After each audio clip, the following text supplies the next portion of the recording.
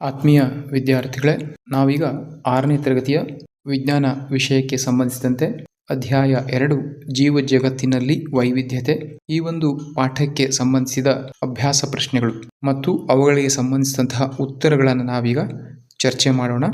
ಈ ಅಭ್ಯಾಸ ಪ್ರಶ್ನೆಗಳಿಗೆ ಸಂಬಂಧಿಸಿದಂತೆ ಮೊದಲ ಪ್ರಶ್ನೆ ಬಂದ್ಬಿಟ್ಟು, ಇಲ್ಲಿ 2 ವಿಧದ ಬೀಜಗಳಿವೆ. ಈ ಸಸ್ಯಗಳ ಬೇರುಗಳು ಮತ್ತು ಎಲೆಗಳ ನಾಳವಿನ್ಯಾಸದ ನಡುವೆ ನೀವು ಯಾವ ವ್ಯತ್ಯಾಸಗಳನ್ನು ಕಂಡುಕೊಳ್ಳುತ್ತೀರಿ ಅಂತಕ್ಕಂಥ ಪ್ರಶ್ನೆ ಇದೆ. ಇಲ್ಲಿ ಮೊದಲಿಗೆ ಕೊಟ್ಟಿರ್ತಕ್ಕಂಥದ್ದು ಗೋಧಿಯ ಬೀಜಗಳು, ಎರಡನೇದು ರಾಜ್ಮಾ ಅಂದರೆ ಕಿಡ್ನಿ ಬೀನ್ಸ್. ಉತ್ತರಗಳನ್ನು ನೋಡೋದಾದ್ರೆ, ಗೋಧಿ ಸಸ್ಯಗಳು ಸಾಮಾನ್ಯವಾಗಿ ತಮ್ಮ ಎಲೆಗಳಲ್ಲಿ ಸಮಾಂತರ ನಾಳವಿನ್ಯಾಸ ಮತ್ತು ತಂತು ಬೇರುಗಳನ್ನು ಹೊಂದಿದ್ರೆ, ಇನ್ನು ರಾಜ್ಮಾ ಕಿಡ್ನಿ ಬೀನ್ಸ್ ಏನಿದೆ, ಈ ಸಸ್ಯಗಳಲ್ಲಿ ಎಲೆಗಳು ಸಾಮಾನ್ಯವಾಗಿ ಜಾಲಬಂಧ ನಾಳವಿನ್ಯಾಸವನ್ನ ಮತ್ತು ತಾಯಿ ಬೇರನ್ನ ಹೊಂದಿರುತ್ತವೆ. ಇನ್ನು ಸಿಂಪಲ್ ಆಗಿ ಹೇಳೋದಾದ್ರೆ, ಗೋಧಿ ಸಸ್ಯಗಳು ಏಕದಳ ಸಸ್ಯಗಳಾಗಿರ್ತವೆ, ಹಾಗಾಗಿ ಅವುಗಳ ನಾಳವಿನ್ಯಾಸ ಸಮಾಂತರವಾಗಿರುತ್ತದೆ. ಅದೇ ರೀತಿ ಈ ಕಿಡ್ನಿ ಬೀನ್ಸ್ ಬೀಜಗಳನ್ನ ನೀವು ನೆನೆ ಹಾಕಿಬಿಟ್ಟು ಬೆರಳಿಂದ ನೀವು ಒತ್ತಿದ್ರೆ ಅವು 2 ದಳಗಳಾಗಿ ಅಂದ್ರೆ ಬೇಳೆಗಳಾಗಿ ಒಡಿತವೆ. ಹಾಗಾಗಿ ಇದು ದ್ವಿದಳ ಸಸ್ಯವಾಗಿರುತ್ತದೆ. ಹಾಗಾಗಿ ಇದರ ನಾಳವಿನ್ಯಾಸಗಂಧದು ಜಾಲಬಂಧವಾಗಿರುತ್ತದೆ ಮತ್ತು ತಾಯಿ ಬೇರನ್ನ ಹೊಂದಿರುತ್ತದೆ.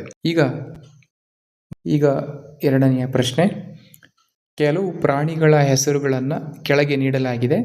ಆವಾಸ ಸ್ಥಾನಗಳ ಆಧಾರದ ಮೇಲೆ ಅವುಗಳನ್ನು ಗುಂಪು ಮಾಡಿ ಎ ಎಂದು ಗುರುತಿಸಲಾದ ಜಾಗದಲ್ಲಿ ಜಲವಾಸಿಗಳ ಹೆಸರನ್ನು ಬರೆಯಿರಿ ಮತ್ತು ಬಿ ಎಂದು ಗುರುತಿಸಲಾದ ಜಾಗದಲ್ಲಿ ನೆಲವಾಸಿ ಪ್ರಾಣಿಗಳ ಹೆಸರನ್ನು ಬರೆಯಿರಿ. ಅದೇ ರೀತಿ ಸಿ ಭಾಗದಲ್ಲಿ 2 ಆವಾಸ ಸ್ಥಾನಗಳಲ್ಲಿ ವಾಸಿಸುವ ಪ್ರಾಣಿಗಳ ಹೆಸರನ್ನು ನಮೂದಿಸಿ ಅಂತ ಹೇಳಿದರೆ, ಅದಕ್ಕೆ ಸಂಬಂಧಿಸಿದಂತೆ ಒಂದಿಷ್ಟು ಪ್ರಾಣಿಗಳ ಲಿಸ್ಟ್ ಅನ್ನ ಇಲ್ಲಿ ಕೊಟ್ಟಿದ್ದಾರೆ. ಅವುಗಳಲ್ಲಿ ಜಲವಾಸಿಗಳು ಯಾವ್ಯಾವಾಗಿರ್ತವೆ? ಡಾಲ್ಫಿನ್ ಮತ್ತೆ ತಿಮಿಂಗ್ಲ. ಇನ್ನು ನೆಲವಾಸಿಗಳು ಅಳಿಲು, ಕುದುರೆ, ಕುರಿ, ಎರೆಹುಳು ಮತ್ತೆ ಪಾರಿವಾಳ. ಇನ್ನು ಕೆಲವು ನೀರಲ್ಲಿಯೂ ವಾಸ ಮಾಡ್ತವೆ ಮತ್ತು ನೆಲದ ಮೇಲೆಯೂ ವಾಸ ಮಾಡ್ತವೆ. ಅಂತಹ ಜೀವಿಗಳು ಯಾವುವು ಅಂತ ನೋಡೋದಾದ್ರೆ, ಮೊಸಳೆ, ಕಪ್ಪೆ, ಆಮೆ. ಈಗ ಮೂರನೆಯ ಪ್ರಶ್ನೆಗೆ ಬರೋಣ. ಮಗುವಿನ ತಾಯಿ ಕೈತೋಟವನ್ನು ನಿರ್ವಹಿಸುತ್ತಾರೆ. ಒಂದು ದಿನ ಅವರು ಮಣ್ಣಿನಿಂದ ಮೂಲಂಗಿಯನ್ನು ಅಗೀತಿದ್ರು. ಮೂಲಂಗಿ ಒಂದು ರೀತಿಯ ಬೇರು ಎಂದು ಮನುವಿಗೆ ಹೇಳಿದರು. ಮೂಲಂಗಿಯನ್ನು ಪರೀಕ್ಷಿಸಿ ಮತ್ತು ಅದು ಯಾವ ರೀತಿಯ ಬೇರು ಎಂದು ಬರೆಯಿರಿ. ಮೂಲಂಗಿ ಸಸ್ಯದ ಎಲೆಗಳಲ್ಲಿ ಯಾವ ರೀತಿಯ ನಾಳವಿನ್ಯಾಸವನ್ನು ನೀವು ವೀಕ್ಷಿಸಬಹುದು? ಇದು ಪ್ರಶ್ನೆ. ಸಾಧಾರಣವಾಗಿ ಪ್ರತಿ ದಿವಸ ಮನೆಗಳಲ್ಲಿ ಮೂಲಂಗಿಯನ್ನ ತರಕಾರಿಯಾಗಿ ತಾಯಂದಿರು ಬಳಸ್ತಾರೆ. ಮೂಲಂಗಿಯು ಸಾಮಾನ್ಯವಾಗಿ ತಾಯಿ ಬೇರಿನ ವ್ಯವಸ್ಥೆಯನ್ನು ಹೊಂದಿದೆ. ಅಂದರೆ ಅದರ ಕೊನೆಯಲ್ಲಿ ಆಳವಾದ ಬೇರನ್ನು ಹೊಂದಿರುತ್ತದೆ, ಉದ್ದನೆಯ ಬೇರನ್ನು. ಅದೇ ರೀತಿ ಮೂಲಂಗಿ ತಾಯಿ ಬೇರಿನ ವ್ಯವಸ್ಥೆಯಾಗಿದೆ. ಆದರೆ ಬೇರಿನಲ್ಲಿ ಆಹಾರ ಸಂಗ್ರಹಣೆ ಆಗ್ತದೆ. ಸಾಮಾನ್ಯವಾಗಿ ಸಸ್ಯದ ಆಹಾರ ಅಂತಕ್ಕಂಥದ್ದು ಬೀಜಗಳಲ್ಲಿ ನೀವು ನೋಡ್ತೀರಿ, ಹಣ್ಣುಗಳಲ್ಲಿ ನೋಡ್ತೇವೆ. ಆದರೆ ಗೆಣಸು, ಮೂಲಂಗಿಯಂತಹ ಸಸ್ಯಗಳಲ್ಲಿ ಬೇರಿನಲ್ಲಿ ಆಹಾರ ಅಂತಕ್ಕಂಥದ್ದು ಸಂಗ್ರಹ ಆಗ್ತದೆ. ಇದೊಂದು ವಿಶೇಷವಾದ ಬೇರಿನ ವ್ಯವಸ್ಥೆಯನ್ನು ಹೊಂದಿದೆ. ಮತ್ತು ನೀವು ಮೂಲಂಗಿ ಎಲೆಗಳನ್ನು ಸಹ ನೋಡಿರ್ತೀರಿ. ಮೂಲಂಗಿಯ ಎಲೆಗಳು ಜಾಲಬಂಧ ನಾಳವಿನ್ಯಾಸವನ್ನು ಹೊಂದಿರುತ್ತವೆ. ಅರ್ಥ ಆಯ್ತಾ? ಈಗ 4ನೆಯ ಪ್ರಶ್ನೆಯನ್ನು ನೋಡೋದಾದರೆ, ಬಯಲು ಪ್ರದೇಶದಲ್ಲಿ ಕಂಡುಬರುವ ಮೇಕೆ ಮತ್ತು ಪರ್ವತ ಮೇಕೆಯ ಚಿತ್ರಗಳನ್ನು ನೋಡಿ ಅವುಗಳ ನಡುವಿನ ಸಾಮ್ಯತೆ ಮತ್ತು ವ್ಯತ್ಯಾಸಗಳನ್ನು ಗುರುತಿಸಿ. ಈ ವ್ಯತ್ಯಾಸಗಳಿಗೆ ಕಾರಣಗಳೇನು ಅಂತಕ್ಕಂಥದ್ದನ್ನು ಪ್ರಶ್ನೆ ಕೇಳಿದರೆ, ಈಗ ನಾವು ಉತ್ತರವನ್ನು ನೋಡೋಣ. ಮೊದಲಿಗೆ ಪರ್ವತ ಮೇಕೆ ಮತ್ತು ಬಯಲು ಸೀಮೆಯಲ್ಲಿ ಕಂಡುಬರುವ ಮೇಕೆ, ಈ ಎರಡರ ಸಾಮ್ಯತೆಗಳನ್ನು ನೋಡೋದಾದರೆ, ಮೊದಲಿಗೆ ಸಾಮ್ಯತೆಗಳೇನು ಅಂದರೆ 2 ಪ್ರಾಣಿಗಳಲ್ಲಿ ಕಂಡುಬರುವಂತಹ ಸಿಮಿಲಾರಿಟೀಸ್ಗಳನ್ನು ನಾವು ನೋಡಬೇಕು. 2 ಪ್ರಾಣಿಗಳು ಸಸ್ಯಾಹಾರಿಗಳಾಗಿದ್ದು ಹುಲ್ಲು, ಗಿಡ, ಮರದ ಎಲೆಗಳನ್ನು ತಿಂತವೆ. ಎರಡನೇದು, 2 ಕೂಡ ಸಸ್ತನಿ ವರ್ಗಕ್ಕೆ ಸೇರಿವೆ, ಅಂದರೆ 2 ಕೂಡ ಮರಿಗಳಿಗೆ ಹಾಲು ಉಣಿಸ್ತವೆ ಅಂತಕ್ಕಂಥದ್ದು. ಇನ್ನು 3ನೆಯ ಸಾಮ್ಯತೆ, 2 ಮೇಕೆಗಳಿಗೆ ಮೂಲಭೂತವಾಗಿ 4 ಕಾಲುಗಳಿದ್ದಾವೆ. ಅದೇ ರೀತಿ ಕೊಂಬುಗಳಿದ್ದಾವೆ ಮತ್ತು 2 ಪ್ರಾಣಿಗಳಿಗೂ ಕೂಡ ಬಾಲ ಇರುತ್ತದೆ. ಇವು ಸಾಮ್ಯತೆಗಳ ಮಾತಾಯಿತು. ಈಗ ವ್ಯತ್ಯಾಸಗಳನ್ನು ನೋಡೋಣ. ಮೊದಲ ವ್ಯತ್ಯಾಸ ಬಂದ್ಬಿಟ್ಟು ತುಪ್ಪಳಗಳಲ್ಲಿ ವ್ಯತ್ಯಾಸವನ್ನು ನೋಡೋಣ. ಪರ್ವತ ಮೇಕೆಗಳು ಕಠಿಣ ಶೀತ ಹವಾಮಾನದಿಂದ ರಕ್ಷಿಸಲು ದಪ್ಪ ಉಣ್ಣೆಯ ಕೋಟುಗಳನ್ನು ಹೊಂದಿರುತ್ತವೆ. ಆದರೆ ಬಯಲು ಪ್ರದೇಶದ ಮೇಕೆಗಳು ಬೆಚ್ಚಗಿನ ಪರಿಸರಕ್ಕೆ ಸೂಕ್ತವಾದ ಹಗುರವಾದ ಕಡಿಮೆ ತುಪ್ಪಳವನ್ನು ಹೊಂದಿರುತ್ತವೆ. ಈಗ 2ನೆಯ ವ್ಯತ್ಯಾಸ ಗೊರಸುಗಳಲ್ಲಿ. ಪರ್ವತದ ಮೇಕೆಗಳ ಗೊರಸುಗಳು ತೀಕ್ಷ್ಣ ಮತ್ತು ಬಲವಾಗಿರ್ತವೆ. ಹತ್ತಲು ಮತ್ತು ಕಲ್ಲಿನ ಮೇಲ್ಮೈಗಳನ್ನು ಹಿಡಿಯಲಿಕ್ಕೆ ಹೊಂದಿಕೊಳ್ಳುತ್ತವೆ. ಆದರೆ ಬಯಲು ಪ್ರದೇಶದ ಮೇಕೆಗಳು ಅಗಲವಾದ ಮೃದುವಾದ ಗೊರಸುಗಳನ್ನು ಹೊಂದಿರುತ್ತವೆ. ಇವು ಹುಲ್ಲು ಅಥವಾ ಮರಳು ಮಣ್ಣಿನಲ್ಲಿ ನಡೆಯಲು ಸೂಕ್ತವಾಗಿದ್ದಾವೆ. ಇನ್ನು ಮೂರನೆಯದು ಕಾಲಿನ ಉದ್ದ. ಪರ್ವತದ ಮೇಕೆಗಳು ಚಿಕ್ಕದಾದ ದೃಢವಾದ ಕಾಲುಗಳನ್ನು ಹೊಂದಿರುತ್ತವೆ. ಆದರೆ ಬಯಲು ಪ್ರದೇಶದ ಮೇಕೆಗಳು ಉದ್ದವಾದ ಕಾಲುಗಳನ್ನು ಹೊಂದಿರುತ್ತವೆ. ಇನ್ನು ಇವುಗಳ ನಡವಳಿಕೆಯನ್ನು ನೋಡೋದಾದರೆ ಪರ್ವತದ ಮೇಕೆಗಳು ಒಂಟಿಯಾಗಿ ಇರಲಿಕ್ಕೆ ಇಷ್ಟಪಡ್ತವೆ. ಆದರೆ ಬಯಲು ಪ್ರದೇಶದ ಮೇಕೆಗಳು ಹಿಂಡುಗಳಲ್ಲಿ ವಾಸ ಮಾಡ್ತವೆ. ಇದಿಷ್ಟು 4ನೆಯ ಪ್ರಶ್ನೆಗೆ ಉತ್ತರ ಆಯಿತು. ಈಗ 5ನೆಯ ಪ್ರಶ್ನೆಯನ್ನು ನೋಡೋಣ. ಅಧ್ಯಾಯದಲ್ಲಿ ಚರ್ಚಿಸಲಾದ ಗುಣಗಳನ್ನು ಬಿಟ್ಟು ಇತರ ಯಾವುದೇ ಗುಣವನ್ನು ಆಧರಿಸಿ ಈ ಕೆಳಗಿನ ಪ್ರಾಣಿಗಳನ್ನು 2 ಗುಂಪುಗಳಾಗಿ ವರ್ಗೀಕರಿಸಿ ಅಂತೇಳಿ ಕೊಟ್ಟಿದ್ದಾರೆ. ಅವುಗಳನ್ನು ನಾವು ಮರಿ ಹಾಕುವ ಪ್ರಾಣಿಗಳು ಮತ್ತು ಮೊಟ್ಟೆ ಇಡುವ ಪ್ರಾಣಿಗಳಾಗಿ ವರ್ಗೀಕರಿಸಬಹುದು. ಮರಿ ಹಾಕುವ ಪ್ರಾಣಿಗಳು ಅಂದರೆ ಸಸ್ತನಿಗಳು, ಹಸು, ಬಾವಲಿ ಮತ್ತು ತಿಮಿಂಗಿಲ. ಇನ್ನು ಮೊಟ್ಟೆ ಇಡುವಂತಹ ಪ್ರಾಣಿಗಳು ಯಾವ್ಯಾವು? ಜಿರಳೆ, ಪಾರಿವಾಳ, ಆಮೆ, ಮೀನು, ಮಿಡತೆ, ಹಲ್ಲಿ. ನೋಡಿದ್ರಲ್ವಾ? ಈಗ ನಾವು 6ನೆಯ ಪ್ರಶ್ನೆಯನ್ನು ನೋಡೋಣ. ಜನಸಂಖ್ಯೆಯು ಹೆಚ್ಚಾದಂತೆ ಮತ್ತು ಜನರು ಹೆಚ್ಚು ಆರಾಮದಾಯಕ ಜೀವನವನ್ನು ಬಯಸಿದಂತೆಲ್ಲ ವಿವಿಧ ಅಗತ್ಯತೆಗಳನ್ನು ಪೂರೈಸಲು ಕಾಡುಗಳನ್ನು ಕತ್ತರಿಸಲಾಗ್ತಿದೆ. ಇದು ನಮ್ಮ ಸುತ್ತಲಿನ ಪರಿಸರದ ಮೇಲೆ ಯಾವ ಪರಿಣಾಮ ಬೀರಬಹುದು? ಈ ಸವಾಲನ್ನು ನಾವು ಹೇಗೆ ಎದುರಿಸಬಹುದು ಎಂದು ನೀವು ಆಲೋಚಿಸುತ್ತೀರಿ? ಈಗ ಈ ಉತ್ತರವನ್ನು ನೋಡೋದಾದರೆ, ಜನಸಂಖ್ಯೆ ಹೆಚ್ಚಿದ ಹಾಗೆ ಕಾಡುಗಳನ್ನು ಕತ್ತರಿಸಲಾಗುತ್ತದೆ ಮತ್ತು ಇದರಿಂದ ಜನರಿಗೆ ಉತ್ತಮ ಗಾಳಿ, ನೀರು ಸಿಗದ ಹಾಗೆ ಆಗುತ್ತದೆ.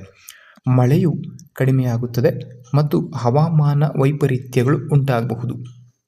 ಕಾಡಿನಿಂದ ಸಿಗುವ ಸಂಪತ್ತು ಸಿಗುವುದಿಲ್ಲ.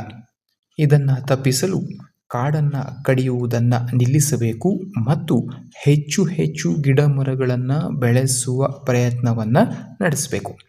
ಸರ್ಕಾರದಿಂದ ಹಿಡಿದು ಸಾಮಾನ್ಯ ಪ್ರಜೆಗಳವರೆಗೆ ಕಾಡು ಬೆಳೆಸುವ ಬಗ್ಗೆ ಗಮನವನ್ನು ಹರಿಸಬೇಕು. ಇದು ಈ 6ನೆಯ ಪ್ರಶ್ನೆಗೆ ಉತ್ತರವಾಗಿತ್ತು. ಈಗ 7ನೆಯ ಪ್ರಶ್ನೆಯನ್ನು ನೋಡೋಣ. ಈ ಕೆಳಗಿನ ಹರಿವು ನಕ್ಷೆಯನ್ನು ವಿಶ್ಲೇಷಿಸಿ. ಹರಿವು ನಕ್ಷೆ ಅಂದರೆ ಫ್ಲೋ ಚಾರ್ಟ್. ಈ ಫ್ಲೋ ಚಾರ್ಟಲ್ಲಿ ಕೆಲವು ಪ್ರಶ್ನೆಗಳನ್ನು ಕೊಟ್ಟಿದ್ದಾರೆ. ಅವುಗಳಿಗೆ ಏನೇನು ಉತ್ತರ ಆಗಬೇಕು ಅನ್ನೋದನ್ನು ಕೇಳಲಾಗಿದೆ. ಸಸ್ಯ, ಇದಕ್ಕೆ ಎಲೆಗಳಿವೆಯೇ ಅಂತ ಕೇಳಿದರೆ ಇಲ್ಲಿ ಹೌದು ಅಂತ ಕೊಟ್ಟಿದ್ದಾರೆ. ಅದೇ ರೀತಿ ಜಾಲಬಂಧ ನಾಳ ವಿನ್ಯಾಸವನ್ನು ಹೊಂದಿದೆಯೇ ಅಂದರೆ ಅದಕ್ಕೂ ಹೌದು ಅಂತ ಇದೆ. ಹೌದು ಅನ್ನೋದಾದರೆ ಎಗೆ ಉದಾಹರಣೆಯನ್ನು ಕೊಡಬೇಕು, ಇಲ್ಲ ಅಂತಾದರೆ ಬಿಗೆ ಉದಾಹರಣೆಯನ್ನು ಕೊಡಬೇಕು. ನೋಡಿ, ಈ ಮೊದಲ ಉತ್ತರವನ್ನು ನೋಡೋದಾದರೆ ಸಸ್ಯ ಹೌದು, ಅದಕ್ಕೆ ಎಲೆಗಳಿದ್ದಾವೆ, ಅದಕ್ಕೆ ಜಾಲಬಂಧ ನಾಳ ವಿನ್ಯಾಸವನ್ನು ಹೊಂದಿದೆ. ಹಾಗಾದರೆ ಉದಾಹರಣೆಗಳೇನು?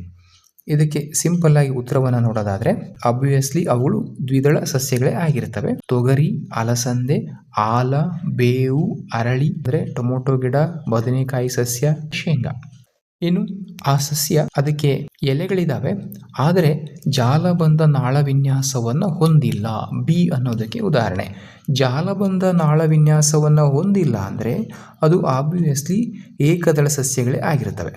ಅವುಗಳಿಗೆ ಉದಾಹರಣೆಗಳನ್ನು ಕೊಡೋದಾದರೆ ತೆಂಗು, ಮೆಕ್ಕೆಜೋಳ, ಕಬ್ಬು, ರಾಗಿ, ಜೋಳ, ಗೋಧಿ ಇತ್ಯಾದಿ. ಈಗ ಮುಂದಿನ ಪ್ರಶ್ನೆಗೆ ಹೋಗೋಣ. ಪ್ರಶ್ನೆ 8. ರಾಜ್ ತನ್ನ ಸ್ನೇಹಿತ ಸಂಜಯ್ ಜೊತೆ ದಾಸವಾಳ ಅಂದರೆ ಹೈಬಿಸ್ಕಸ್ ಸಸ್ಯವು ಒಂದು ಪೊದೆಯಾಗಿದೆ ಎಂದು ವಾದಿಸ್ತಾನೆ. ಸ್ಪಷ್ಟೀಕರಣಕ್ಕಾಗಿ ಸಂಜಯ್ ಯಾವ ಪ್ರಶ್ನೆಗಳನ್ನು ಕೇಳಬಹುದು? ಈಗ ರಾಜ್ ಏನು ಹೇಳ್ತಾನೆ? ದಾಸವಾಳ ಪೊದೆಯಾಗಿದೆ ಅಂತ ಹೇಳ್ತಾನೆ. ಅದು ಪೊದೆ ಸಸ್ಯ ಅನ್ನೋದನ್ನು ಕನ್ಫರ್ಮ್ ಮಾಡಿಕೊಳ್ಳಿಕ್ಕೆ ಸಂಜಯ್ ಯಾವ ಪ್ರಶ್ನೆಗಳನ್ನು ಕೇಳ್ತಾನೆ? ನೋಡಿ, ಇಲ್ಲಿ ಉತ್ತರದಲ್ಲಿ ನೀವು ಪ್ರಶ್ನೆಗಳನ್ನು ಬರೀಬೇಕು ಅಲ್ವಾ?